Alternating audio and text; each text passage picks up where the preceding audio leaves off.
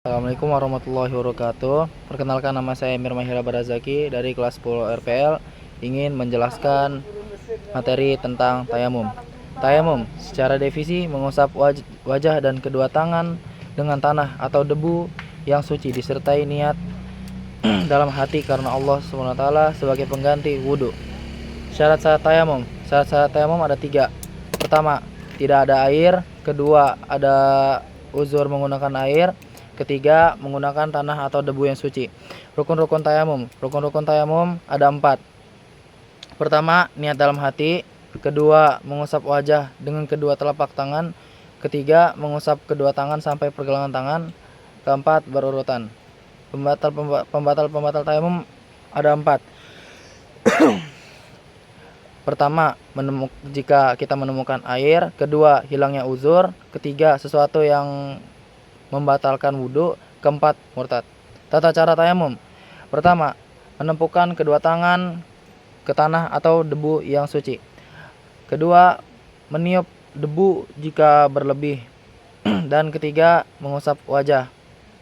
Dan yang terakhir, mengusap kedua tangan hingga pergelangan. Khilaf ulama.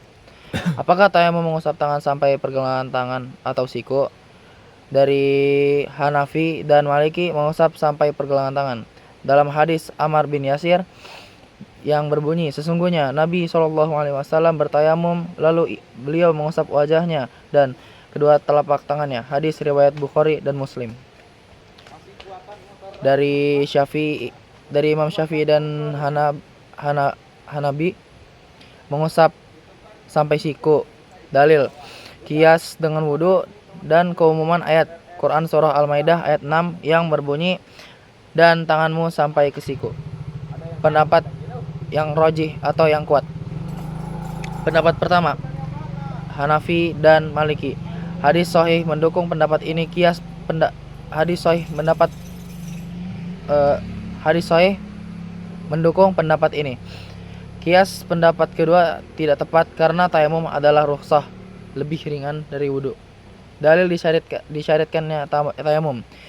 Al-Quran surah ayat Maidah ayat 6 yang berbunyi, maka jika kamu tidak memperoleh air, maka bertayamumlah dengan tanah yang baik atau suci. Sapulah wajahmu dan tanganmu dengan tanah itu.